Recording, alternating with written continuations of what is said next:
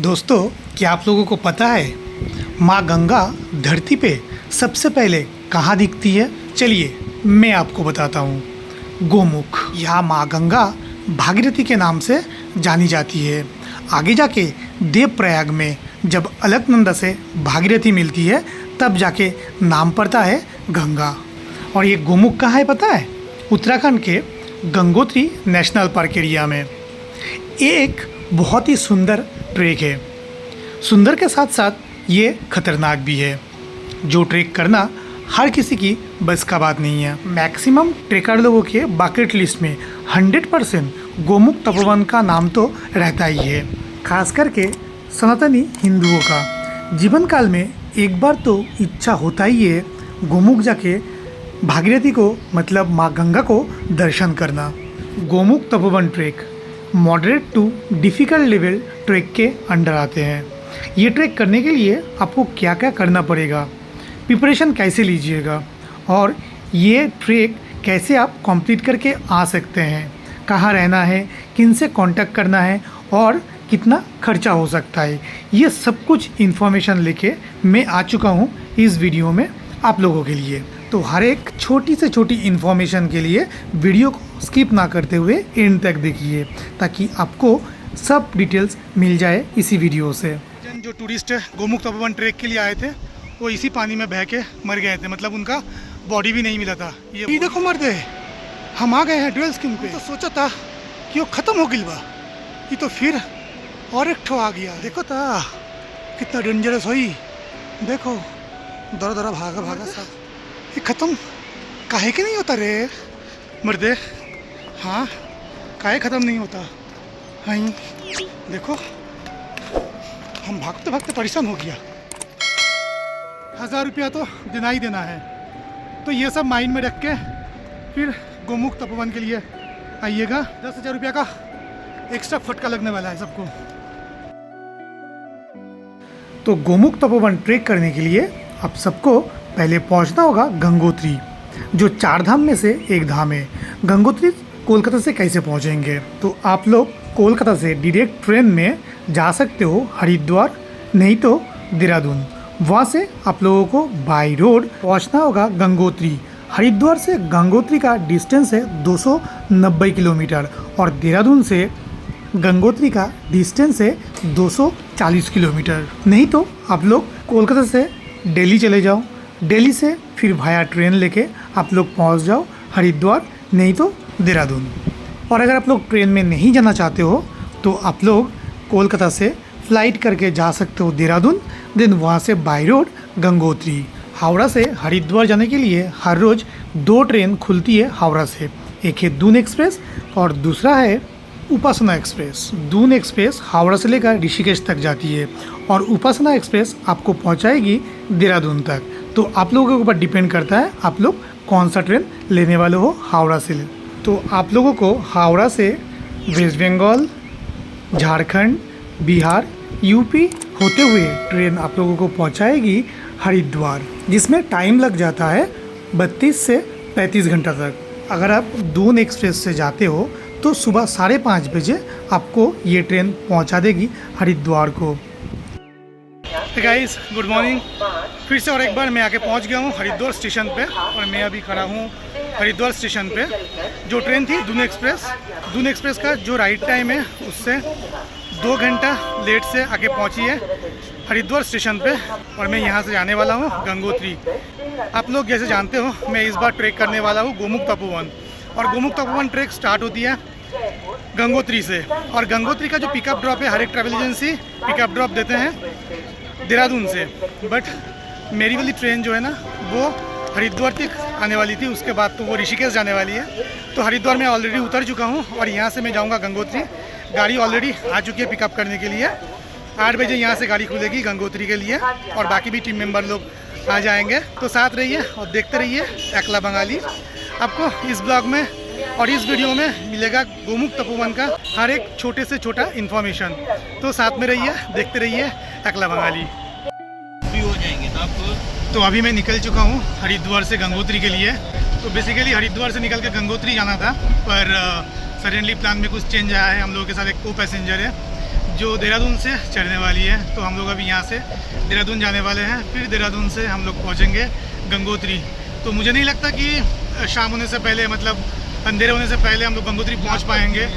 2 साल पहले भी अकेले या सोलो जो भी है अपने मन से प्लान करके गोमुख तपोवन ट्रेक कर सकते थे, लेकिन अभी आप लोग अकेला कोई नहीं कर सकते हो। गोमुख तपोवन ट्रेक के लिए कोई ना कोई लोकल एजेंसी आपको लेना ही पड़ेगा। तो अभी आके मैं पहुंच चुका हूं मेरठ पे, जो है उत्तरकाशी गढ़वाल डिस्ट्रिक्ट में। और यहां पर अभी हम रुके हुए हैं लंच के लिए। अभी टाइम हो रहा है 1:15। यहाँ से अभी भी गंगोत्री जाने में 162 किलोमीटर की दूरी पे है गंगोत्री। एंड हरसिल जो है 141 किलोमीटर की दूरी पे है। दायरा बुग्याल 106 किलोमीटर और उत्तरकाशी जो है 66 किलोमीटर दूरी पे है। तो लंच करने के लिए यहाँ पर रुके हुए हैं। बेसिकली लंच तो यहाँ पर कोई कर नहीं रहे हैं, खाली ड्राइवर भैया जो है वही लंच कर रहे हैं। मुझे थोड़ा सा करने का मन कर रहा था, बट क्या है ना कि गाड़ी में 2-3 जन बार बार उल्टी कर रहे हैं, तो वो देख के भी मुझे भी थोड़ा सा डाउट लग रहा है कि मेरे को भी कुछ हो ना जाए। ऐसे बेसिकली मुझे कुछ होता नहीं है, फिर भी रिस्क लेना नहीं चाहता हूँ। तो देखते हैं, कुछ ड्राई फ्रूट ले लेंगे यहाँ से। अभी आके मैं जिस जगह पे खड़ा हूँ ये है नागराजधर। तो यहाँ पर एक्चुअली रुकने का कोई प्लान नहीं था, सडनली बारिश स्टार्ट हो चुकी है। एंड पीछे देख रहे हैं ड्राइवर भैया जो है अपना जितना भी लागेज है गाड़ी के ऊपर कवर कर रहे हैं। और यहाँ पर रुके हुए हैं। यहाँ पर एक व्यू पॉइंट है, व्यू पॉइंट बहुत सुंदर है।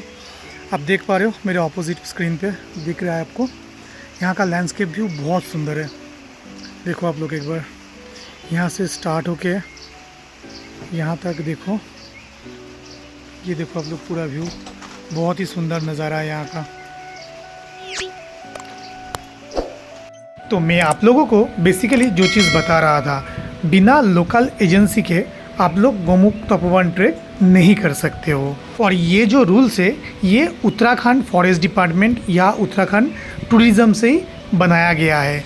गोमुख तपोवन ट्रेक के लिए आपको परमिट बनाना होता है गंगोत्री से, जो परमिट के लिए लगता है 500 रुपया और एजेंसी लेते हैं 250 रुपया, मतलब 750 रुपया।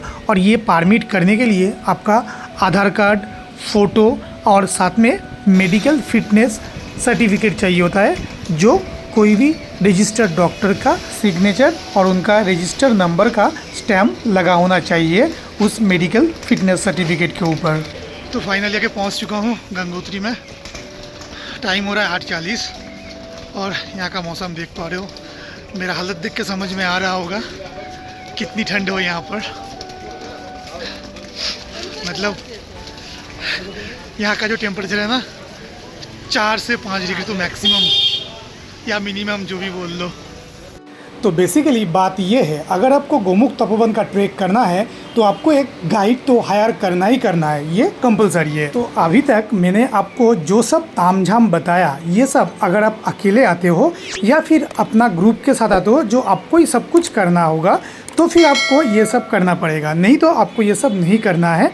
आप देहरादून टू देहरादून या फिर गंगोत्री टू गंगोत्री कोई पैकेज ले लो ट्रैवल एजेंसी से, तो फिर आप निश्चिंत हो जाओ। बाकी सब कुछ वो लोग देख लेंगे, आपको बस उनके साथ जाना है, पैसा दे देना है बस, जैसे मैंने किया है। आप ये सामने में जो देख रहे हो ये है दीपक भैया और इनका ही कंपनी है ट्रेक वेंचर। इनके थ्रू ही मैंने अपना गोमुख तपोवन बुक किया है। ये भैया बहुत अच्छे हैं और सर्विस भी इनका बहुत लाजवाब है। तो अगर आप दीपक भैया के साथ गोमुख तपोवन ट्रेक बुक करवाते हो तो आप लोगों को रहने के लिए गोमुख में जो गेस्ट हाउस मिलने वाला है वो है मंदाकिनी गेस्ट हाउस, जो गंगोत्री मंदिर से ओनली 200 मीटर की दूरी पे है।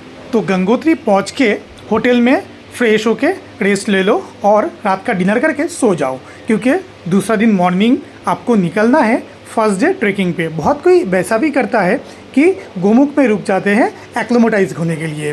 तो अगर आपको ज़रूरत नहीं है, आपको अगर पहले से एक्सपीरियंस है, तो दूसरा दिन आपको चलना पड़ेगा गंगोत्री से भोजबशा तक। गुड मॉर्निंग गाइस, अभी हूँ गंगोत्री में। कल रात को लेट नाइट आके पहुँचा था, लगभग 8:30 पौने 9 बजे। तो गंगोत्री में आकर रात को रुका था। अभी यहाँ से हम लोग ट्रेकिंग स्टार्ट करने वाले हैं और यहाँ से हम लोग जाएंगे भोजबशा। गंगोत्री से भोजबशा का डिस्टेंस है 14 किलोमीटर। टाइम लगभग 8 से 9 घंटा लगने वाला है। बाकी डिपेंड करता है अपना फिटनेस के ऊपर। तो देखते रहिए और साथ में रहिए। हरर गंगे। आज गोमुख तपोवन ट्रेक का फर्स्ट डे है और फर्स्ट डे हम जाने वाले हैं गंगोत्री से भोजबासा तक। बीच में आएगा चीरबासा। बहुत कोई चीरबासा में भी नाइट स्टे करता है, बट हम लोग चीरबासा में नाइट स्टे नहीं करेंगे, सीधा चलेंगे भोजबासा तक। तो चलिए अब आते हैं आपके सामान के ऊपर। आपको जो सामान ज़रूरी नहीं है वो सामान आप रख के जा सकते हो मंदाकिनी गेस्ट हाउस पे। बाकी जो सामान आपको चाहिए होगा 4 दिन के लिए वो सामान आप पैक करके ले लो।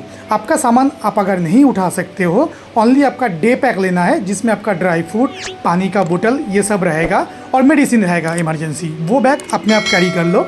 बाकी लागेज का जो सामान है आप दे सकते हो पोर्टर को। पोर्टर पर डे के हिसाब से आपका बैग का चार्ज करेगा 500 से 600 रुपया और बैग का वेट होना चाहिए मैक्सिमम 8 से 10 किलो।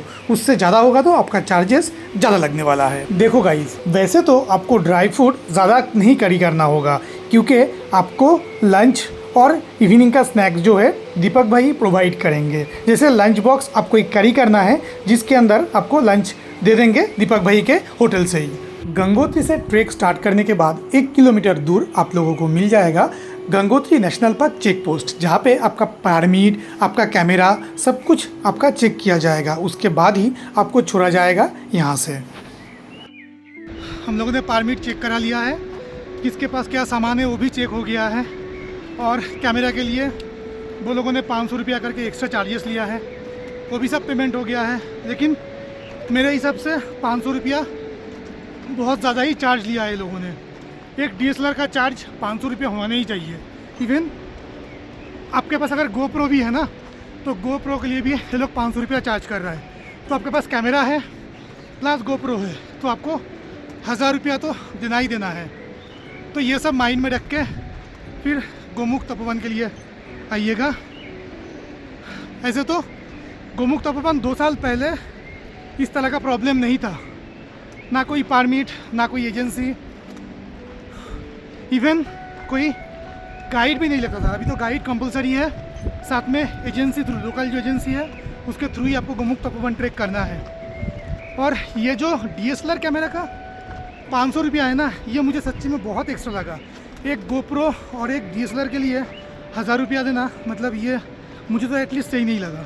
2 साल पहले ना आप अगर कोलकाता से भी आओगे 15,000 में गोमुख तपोवन ट्रेक आप आराम से करके जा सकते थे, बट अभी तो पॉसिबल है ही नहीं। कम से कम आपको ये सब कुछ मिला के, पोर्टर, गाइड, एजेंसी, ये कैमरा का, परमिट का, ये सब मिला के अराउंड आपको 25,000 रुपया खर्चा हो जाएगा। मतलब 10,000 रुपया का एक्स्ट्रा फटका लगने वाला है सबको। तो ये सब माइंड में रख के ही गोमुख तपोवन का प्लान कर लीजिएगा। अभी हम लोग जा रहे हैं चीरबासा की तरफ। ये चेक पोस्ट से चीरबासा का डिस्टेंस है लगभग 7 किलोमीटर। तो अभी 7 किलोमीटर हम लोगों को चलना है और यहाँ का जो नज़ारा है, अभी तो आपको ग्रीनरी दिख रहा होगा आगे पीछे, और ये ग्रीनरी आपको भोजबासा तक शायद मिल जाएगा थोड़ा बहुत। तो गाइस, जैसे आप लोगों को पता होगा गोमुख तपोवन ट्रेक एक moderate to difficult level trek है। जो ट्रेक करना सबके बस का बात नहीं है। तो ये ट्रेक करने से पहले आपको क्या करना पड़ेगा, देखिए, जो लोग हर रोज़ जिम या योगा या डांस क्लास या कोई फुटबॉल या क्रिकेट खेलते हो वो आराम से ये ट्रेक कर लोगे। अगर ये सब आप लोग नहीं करते हो तो ये ट्रेक करने से पहले आपको 3 महीना एक्सरसाइज तो करना ही करना है।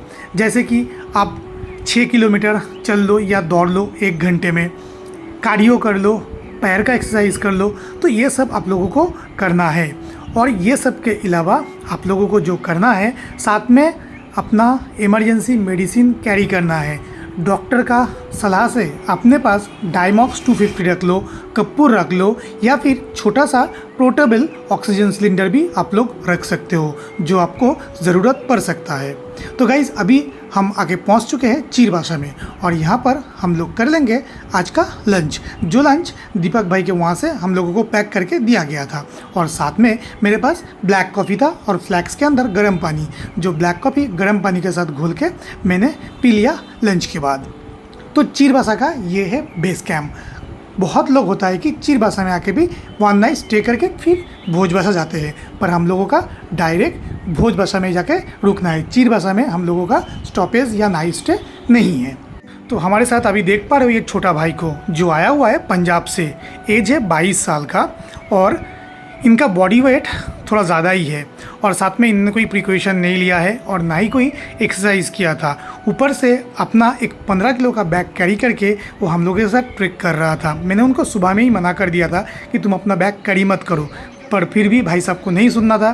बैग अपना कैरी करके लेके आ रहे थे और चिरबासा के बाद ये भैया चल नहीं पा रहे, मतलब इनको माउंटेन सिकनेस पकड़ लिया है।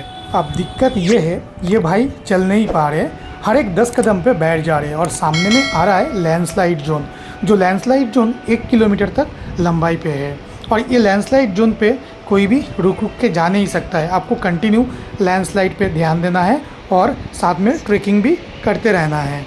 तो सामने में ही देखो ये जो बोर्ड लगा हुआ है, यहाँ पे साफ साफ लिखा हुआ है स्टोन फॉलिंग एरिया।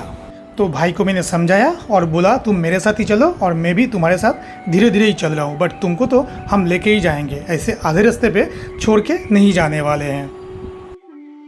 ये देखो मर्दे, हम आ गए हैं ड्यूल स्किन पे।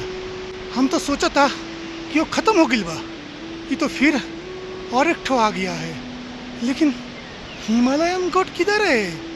एक ठो भी नहीं दिखा। ये तो लास्ट जोन है, तो हम इधर से भागते हैं। हाँ चलो भागे भागे, दौरा दौरा भागा भागा सा, दौरा दौरा भागा भागा सा, दौरा दौरा भागा भागा सा, दौरा दौरा भागा भागा सा, दौरा दौरा भागा भागा सा, दौरा दौरा भागा भागा सा। गाइस दौरा दौरा भागा भागा सा, है देखो, है देखो ता कितना डेंजरस होई, देखो दौरा दौरा भागा भागा सा, दौरा दौरा भागा भागा सा। गाइस दौरा दौरा भागा भागा सा आगे बा, तो जल्दी जल्दी जल्दी जल्दी जल्दी जल्दी गाइस। हाई देखो गाइस, हाई देखो।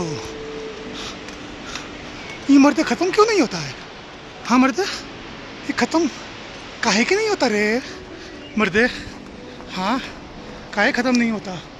हाई देखो, हम भागते भागते परेशान हो गया। है देखो, खाई देखा, देखो तो खाई, है देखो, है गाइस, है इधर का नज़ारा देखो।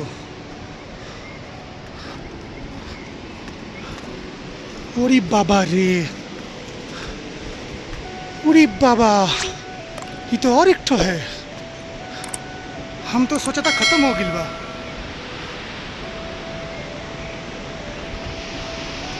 जल्दी आओ, जल्दी जल्दी जल्दी, क्या मजाक करते हो? जल्दी आओ जल्दी, भागो भागो भागो भागो भागो, जल्दी भागो।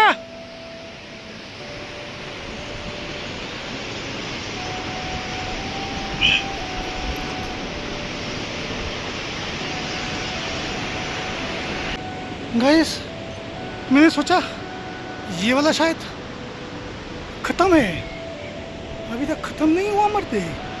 ये देखो मर्दे, और एक गो है, ये देखो, ये केकर बैग हो, केकर यो मर्दे।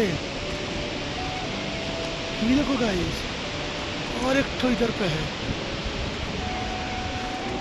जल्दी भागो रे यहाँ से, देखो कितना डेंजरस जोन है ये। हिमालयन गोट तो देखा नहीं, जो आप लोगों को हम दिखा दें, तो चलो आपको ये डेंजरस जोन ही दिखा देते हैं, जो इतना सारा भाग भाग के हम आए हैं। अभी भी और एक तो है, हम सोचे कि लास्ट वाला लास्ट है, ये लास्ट करते करते हम तो ऑलरेडी 3 गो क्रॉस करके आ चुके हैं। अभी भी और एक गो है, क्या पता सामने में और एक गो पे निकल जाए, फिर पता ही नहीं चलता है कि कहाँ से शुरू है कहाँ पे ख़त्म है। ये देखो पूरा बोल्डर ही बोल्डर, ये देखो, ये देखो, यहाँ से अगर गिरे ना तो सीधा जाओगे उधर। वो कहाँ है पता है ना? वो है कहाँ है बताओ? इतना टाइम से बोल रहे हैं, वो कौन सा नदी है? हाँ, गोमुख से कौन सा नदी निकलता है पता नहीं है तुमको? हाँ, भागीरथी, भूलना नहीं फिर बाद में। फिर से बता देता हूँ, ये भागीरथी है जो आगे जाके अलकनंदा से मिलके गंगा नदी में कन्वर्ट होता है, ठीक है? इससे पहले ये गंगा इसको नहीं बुलाया जाता है, इसको बोलते हैं भागीरथी। तो ये देखो, ये हम सोच रहे थे कि लास्ट वाला है, भगवान करे ही लास्ट वाला हो, ये तो क्या पता सामने जाके पता चला कि और भी एक तो सामने में है। कुछ तो लिखा हुआ है वहाँ पर, चलो आपको दिखाते हैं क्या लिखा हुआ है। धन्यवाद, हैप्पी जर्नी। वह लिखा हुआ है, धन्यवाद, हैप्पी जर्नी, थैंक्स, आपकी यात्रा मंगलमय हो।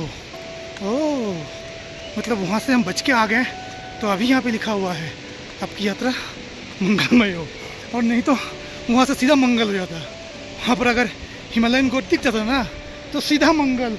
कहाँ? वहाँ। हाँ, तो ऐसे ही लैंडस्लाइड जोन और सुंदर सा ट्रेल आगे पीछे रख के चलते चलते ही आप पहुंच जाओगे भोजभाषा। तो आज का 14 किलोमीटर का ट्रैक आपको भोजभाषा तक ख़त्म होने वाला है, और भोजभाषा पहुंचते ही आपको दिख जाएगा एक सुंदर सा सनसेट, जो आपको भागीरथी का एक बहुत ही सुंदर नज़ारा आप लोग देख सकते हो, अगर वेदर क्लियर रहा तो। जैसे हम लोगों को आते टाइम चीरभाषा क्रॉस करते ही बारिश मिला था, तो आप लोग अपने साथ में रेनकोट, छतरी कुछ तो ज़रूर से कैरी कर लेना, क्योंकि इस ट्रैक में आपको कभी भी कहीं पर भी बारिश मिल सकती है। तो फाइनली आके पहुंच चुका हूँ भोजभाषा बेस कैंप पे, और बेस कैंप पे आते ही यहाँ से भागीरथी सिस्टर के ऊपर एक सुंदर सा सनसेट देखने को मिला हम लोगों को। ये सनसेट देख के तो दिल एकदम खुश हो गया। देख लो आप लोग भी कितना सुंदर एक सनसेट का नज़ारा है। तो भोजभाषा बेस कैंप पहुँचते ही आपको मिल जाएगा गरम गरम गार्लिक सूप, फिर अदरक वाली चाय। उसके बाद 9 बजे के अंदर डिनर करके सबको सो जाना है, क्योंकि नेक्स्ट डे फिर से 8 बजे निकलना है तपोवन के लिए। तो आज इस ट्रिप का तीसरा दिन है और ट्रैकिंग का दूसरा दिन। सुबह 5:30 बजे सनराइज़ हो गया था, और उसी टाइम मैं एकदम अलार्म लगा के उठ गया था सनराइज़ देखने के लिए। एक सुंदर सा सनराइज़ देखने के बाद फ्रेश हो गया और रेडी हो गया ट्रैकिंग के लिए। फिर हम लोगों को 7:30 बजे मिल गया ब्रेकफास्ट। ब्रेकफास्ट में था पोहा एंड उपमा। ये खा के रेडी हो गया ट्रैकिंग के लिए, मतलब तपोवन ट्रैकिंग के लिए। सुबह में टेम्परेचर इतना लो था, शायद 0 या -1 पे था, इसलिए टेंट के ऊपर देखो जितना भी ओस गिरा था ना, सब स्नो में कन्वर्ट हो चुका है। तो सामने में ये जो पीक देख रहे हो, ये है भागीरथी सिस्टर, भागीरथी 2, भागीरथी 1 एंड भागीरथी 3। उसके बाद ये छोटा सा दिख रहा है आपको शिवलिंग पर्वत, और उसके बाद दिख रहा है आपको नंदी, और ये वाला आप लोग देख पा रहे हो सुदर्शन पीक। अच्छा, यहाँ पर जो दोस्त लोगों को ओनली गोमुख दर्शन करना है, तपोवन नहीं जाना है, उनको स्पेशल परमिट मतलब तपोवन वाला परमिट का ज़रूरत नहीं होता है। आप लोग 4 धाम यात्रा का जो परमिट है आप लोग वही करा सकते हो ऑनलाइन पे गंगोत्री तक। फिर गंगोत्री आके आप गोमुख का परमिट करा सकते हो, 200 रुपया लगता है उसके लिए। ये परमिट भी आप लोग ऑनलाइन कर सकते हो, और आपको अगर ओनली गोमुख दर्शन करना है तो फिर आप लोग आके यहाँ पे भोजभाषा में लाल बाबा के आश्रम में रह सकते हो। बहुत ही कम प्राइस में आप यहाँ पर खाना और रहने का इंतज़ाम आपको हो जाएगा। उसके बाद जो लोग तपोवन जाने वाले हो तो उनको ये ट्रॉली क्रॉस करना पड़ेगा। ट्रॉली क्रॉस करने का मतलब है आप तपोवन जा रहे हो, नहीं तो गोमुख जाने का रास्ता लेफ़्ट साइड से ही रहता है, और ये ट्रॉली क्रॉस करने का मतलब होता है आप तपोवन ही जा रहे हो। भोजभाषा से तपोवन का डिस्टेंस है 6 किलोमीटर, और ये 6 किलोमीटर में से 5 किलोमीटर है डिफ़िकल्ट लेवल ट्रैक, जहाँ पर आपको क्रॉस करना पड़ेगा 2 किलोमीटर बोल्डर एरिया, फिर 2 किलोमीटर लैंडस्लाइड और एकदम स्टीप एरिया, जहाँ पर आपको पूरा चढ़ाई है। एक तो लैंडस्लाइड, ऊपर से चढ़ाई। तो ये वाटरफॉल्स के पास आके मैंने अपना लंच कंप्लीट कर लिया, फिर यहाँ से चलने लगा ऊपर तक। ये सामने में जो आपको दिख रहा है ग्लेशियर्स, यही है गोमुख का ग्लेशियर, जो मेल्ट होते होते नीचे से गोमुख बन रहा है। गोमुख अभी हम लोग दर्शन नहीं करेंगे, जब उतरने के टाइम पे गोमुख दर्शन करके भोजभाषा के लिए जाएंगे। तो ये 4 किलोमीटर रास्ता बहुत ही डिफ़िकल्ट था। ट्रस्ट करो, ये सबका बस का बात है नहीं भाई। जहाँ लैंडस्लाइड है, बोल्डर है, वाटरफॉल्स है और एकदम स्टीप लेवल का ट्रेक करना है आपको यहाँ पर। तो बहुत ही मुश्किल रास्ता क्रॉस करने के बाद फाइनली मैं आके पहुँच चुका हूँ तपोवन बेस कैंप पे।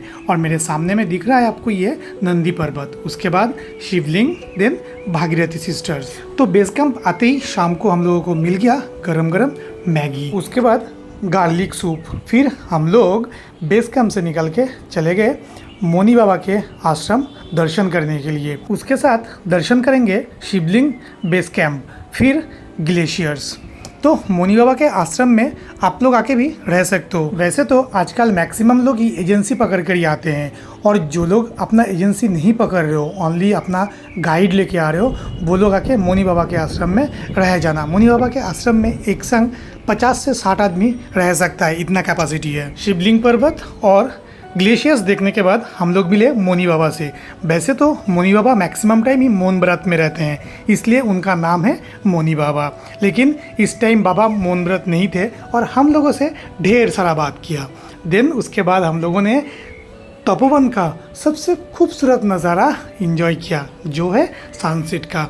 और ये जो सनसेट का नज़ारा है ना, क्या बोलूँ भाई, आप लोग अगर नहीं देखोगे ना, आप लोग यकीन नहीं करोगे। सच में बोलता हूँ, बहुत खूबसूरत नज़ारा था। उसके बाद हम लोग टेंट पे आ गए। आके ही हम लोगों को मिला गार्लिक सूप और उसके साथ पॉपकॉर्न। हम लोगों ने बहुत मज़ा किया एकदम अपने ग्रुप के साथ पूरा रात को 8 बजे तक। फिर हम लोग डिनर किए और सो गए टेंट के अंदर स्लीपिंग बैग में। यहाँ का टेम्परेचर बहुत लो है, एकदम ठंडा बर्दाश्त नहीं हो रहा था।